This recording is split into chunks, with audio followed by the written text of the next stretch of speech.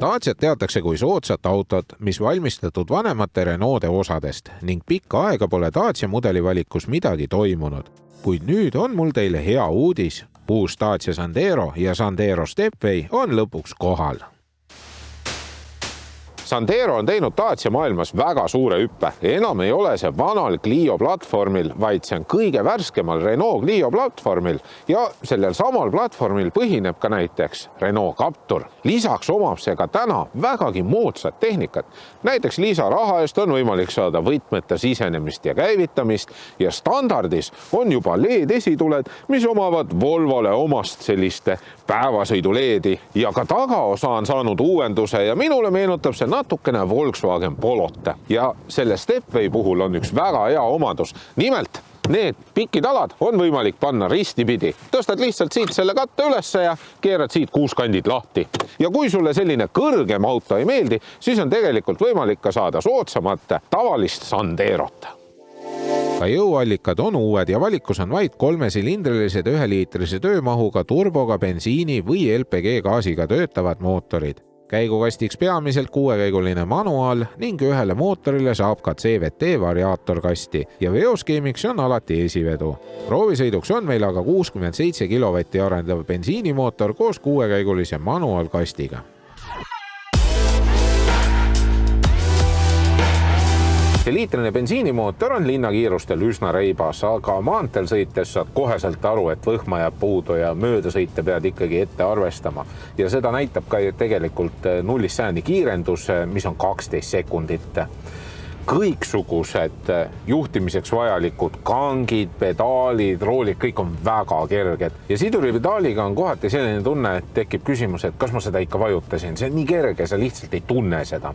Aga kui sa sellega ära harjud, siis tegelikult see auto sõidab suht koht ühtlaselt. Vahest harva olen tunnetanud, et ühtlasel kiirusel sõites hästi natukene jõnksutab. Ja keskmiseks kütusekuluks lubatakse sellisele bensiinimootorile tehase poolt VLTP standardi järgi 5,6 liitrit ja mina sain oma tavapärasel ringil 7,3 liitrit. Kui Sandero pagasiruumi luuk avada, näitab see auto ennast selgemini välja, et tegemist on odava autoga. Nimelt ei ole siin taga luugi peal suurt plastikatet, mis siis kataks seda kereplekki. Aga samas seda ei ole ju ka siia vaja. Ei ole ka siin põhja all eraldi mingisugust laegast, vaid seal on lihtsalt tagavararatas ja kõiksugused tungrauad ja rattavõtmed on peidetud lihtsate vahenditega siia tulede taha. Jällegi lihtne, soodne, mugav. Ja kui sa oled selline inimene, kellel meeldib hästi palju poes käia või turul või laadal, siis on siin olemas ilusti ka 4 konksu. Pagasiruumi maht on natukene üle 320 liitri, mis on iseenesest piisav. Ja kui te soovite, et ma tooksin siin välja mõned konkurendid, siis otseselt sellele Stepway'le ühtegi konkurenti ei ole. Renault Captur on natukene pikem, aga see-eest kitsam ja täpselt samamoodi on ka pikem Seat Arona. Sandero tagumisele istmele mahuvad 2 täiskasvanud väga ilusti ära. Jalaruumi väga palju ei ole, aga see-eest on pearuumi vägagi palju. 1 12 voldi pesa on ka siia 2 reisija peale või õigemini 3 reisija peale. Ja kui ma siin tagaistmel istun, siis ma küll aru ei saa, et ma oleks kuskil odavas autos.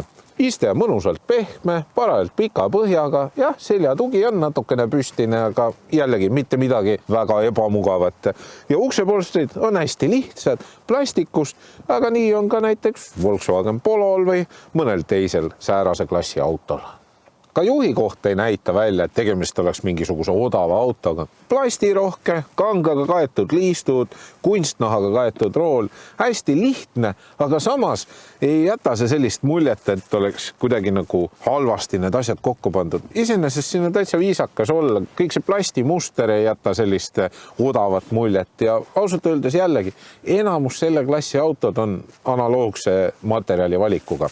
Olemas on lisavarustuses selline suur uhke puutetundlik ekraan, see omab Apple CarPlay, Android autot, saad siia kõrvale veel sellise uhke telefonihoidiku, mida saad igatpidi pöörata ja keerata veel, lisaks kliimaseade.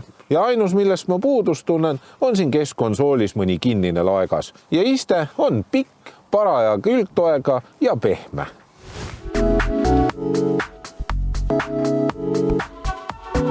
Ka sõites näitab Dacia, et tegemist on ikkagi odava autoga. Näiteks püsikiiruse hoidja on tavaline, see ei ole adaptiivne.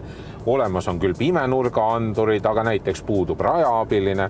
Ka need LED-tuled näitavad pimedas üpris hästi ja kui kaugtuled sisse lülitada ja need halogeenid põlema lähevad, siis kohati tekib selline tunne, nagu keegi üritaks meile heitlikult taskulambiga LED-e üle valgustada, aga samas seda valguskaugust ja tugevust on piisavalt, nii et ega siin väga midagi nuriseda saagi. Suurematel kiirustel on see auto suhteliselt vaikne, ainult et siit peeglite juurest on kuulda selliste tuulevuhinat ehk siis keskpärase müratasemega.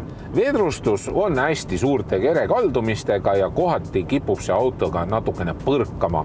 Seega selline suhteliselt hea balanss jäikusest ja pehmusest ja baashinnaks on sellel autol 12 500 eurot ja selline proovisõiduauto, mis on Dacia kohta vägagi heas varustuses, maksab umbes 14-15 000 eurot ehk siis peaaegu sama palju kui baasvarustuses Renault Captur.